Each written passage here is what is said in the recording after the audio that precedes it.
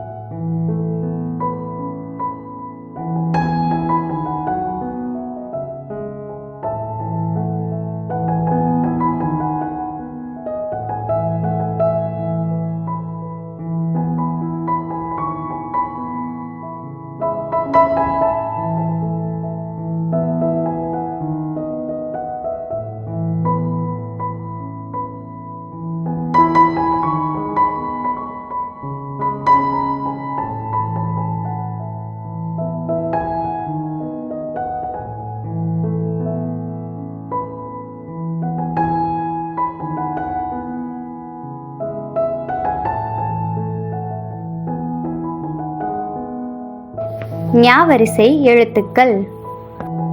ஞா, ஞா, நீ, நீ, ஞு, ஞு, ஞெ, ஞெ, ஞெ, ஞொ, ஞொ, ஞௌ. இப்போ நீங்க சொல்லுங்க. ஞா,